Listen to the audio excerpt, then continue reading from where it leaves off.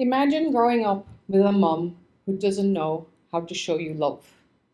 A mom who tells you all day, every day, that everything you think and say is not true or wrong. That was my reality. My mom would tell me that I had no social skills, that I was never going to be able to make and maintain friendships. She also told me that I owed her for 18 years of raising her. I have a younger sister who has the same mom, yet her version was and is loving and caring. My version left me with labels for life. Labels like, you're boring, you're too fat, you are socially incapable of anything much, you are a drama queen, and to me, the worst of all, you're emotionally unstable. Loaded with that set of feedback, I felt totally unprepared when I left home at age 18 to go and study.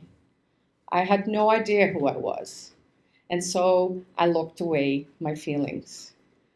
I, I was in a student environment where less than 20% of the population was female, and so deep emotional talk or space for kind of self development and self exploration of the emotional kind was very scarce.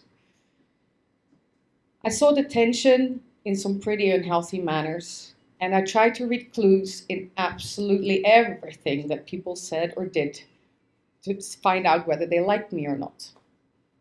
There was a good thing about leaving home, because I also learned that the things that I loved doing in life were actually not weird or strange, and that there was plenty of other people who enjoyed those things. To me, the biggest one was sailing, and I threw myself in that wholeheartedly. Pretty early on, I got a great opportunity to be trained as a skipper, and that to me was life saving.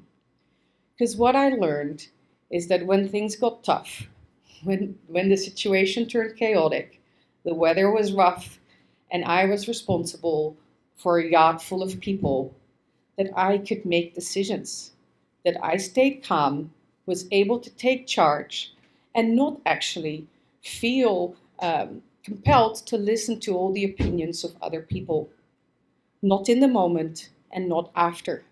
Because if I managed to bring these people home safe and sound, I'd done my job. Realizing that I had that skill to me was a huge personal triumph. After my studies, I went to work in the oil and gas industry. I ended up immediately in major frontier projects, which really means that you get to work in places like Nigeria, Iraq, Russia, India, and more of the like. Working for a multinational means that there was ample career ladders laid out for us. And so I figured that if I walked or climbed these prescribed paths and followed the example of my mainly male successful colleagues, that maybe that would be the way to find me and to define myself. I also decided pretty early on that I wasn't going to repeat history, and hence I wasn't going to be a mom ever. The most important part of me was going to be my professional self. Somewhere in that transition from student to professional life is also when I met my boyfriend, the man who is now my husband. And although he was barely further along in the area of emotional development and self exploration, there was one thing he did very well from day one, which was loving me unconditionally and actually showing me that in a way that I could feel, hear, and see. To me, that was transformative. Despite working in a very undiverse work environment, which was at times also inconclusive of me, um, I had excellent leadership training, lots of it, really good coaching, and good mentoring. I also made many, many lifelong friendships. And through that, I started to realize that there were actually quite a lot of people in life who liked me, and even people who loved me. What I also learned is that some of the guys I worked with who didn't really like me at all were still kind and respectful to me because they appreciated me professionally and respected my skills and abilities. In parallel to that epiphany, I also realized that there were two women in my life who shared DNA with my mom and actually did give me a lot of unconditional love. These were my maternal grandmother and my maternal aunt. Just like me, they looked like my mom. Just like me, they talked like her sometimes, they sounded like her, moved like her, shared genes with her. And yet, they were able to love me and show me. And it made me think that maybe I wasn't destined to repeat history, and hence I could give motherhood a try. Well, it didn't take a lot of trying because within weeks I was pregnant. And although we were, of course, absolutely elated, I was also terrified. At the time, we were living and working on an eastern Russian island, which was a former prison colony, and kind of felt like one most of the time.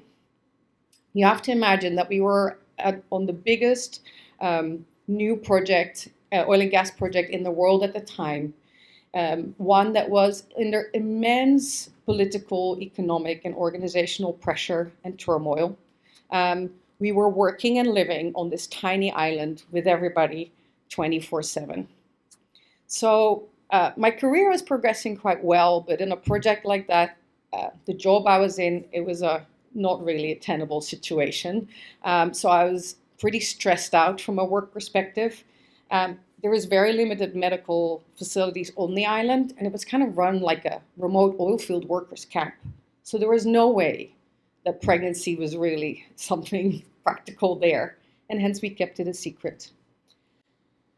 I managed to escape the island after about 16 weeks for a work trip to the US, and was looking forward to finally be able to have a proper scan and meet my baby.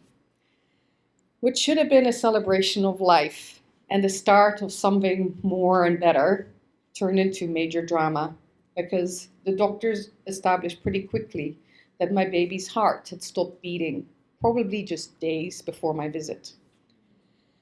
And so instead of celebrating my pregnancy, I had to have a D&C there and then and return to the island the next day because I had to go back to work. That moment was devastating for me. And all my self-doubts and all the labels and everything else came back with a vengeance.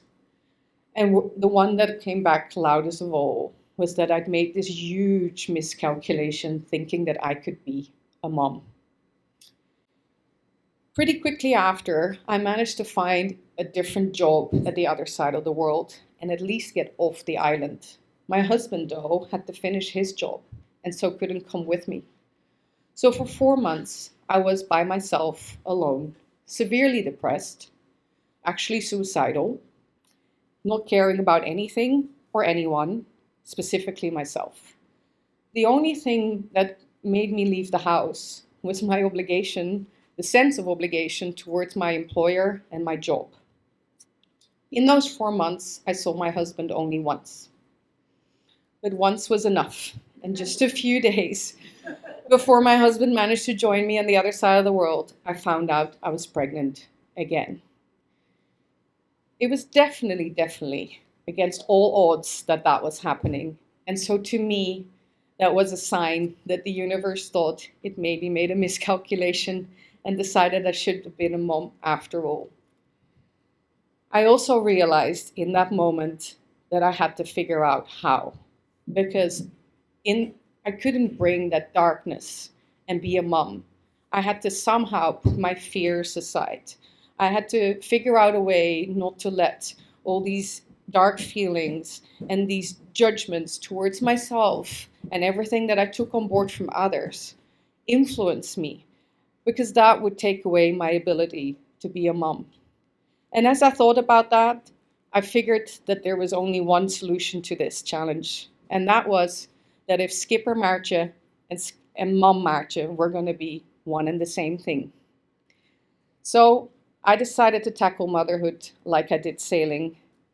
I realized I was going to be responsible for other people, and that gave me the ability to make decisions and not without taking on board everybody else's opinion. That and the help of this beautiful baby boy who was very easy, taught me that resilience is not about plowing on and plowing through.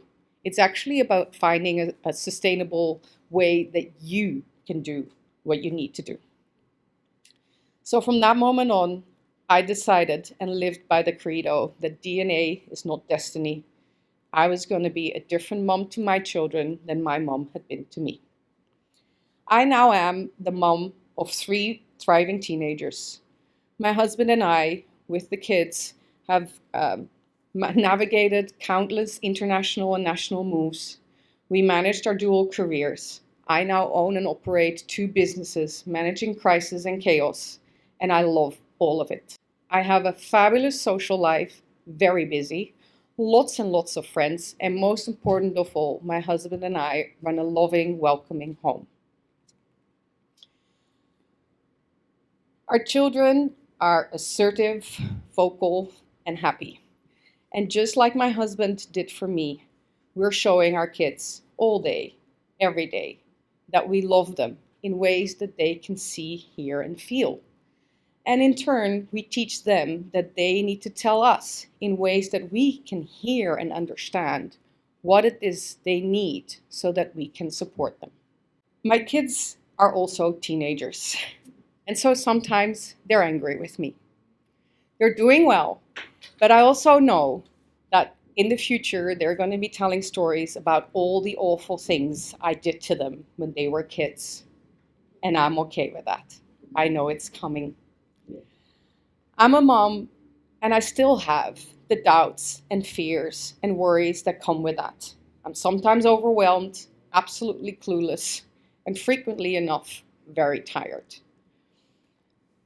However, I know that they are okay. I know that I can do all of that, and I'm not damaging my children. I still, at times, take on labels. Whenever I get unsolicited feedback or unasked advice, I drag it with me way too long, but never when it comes to motherhood.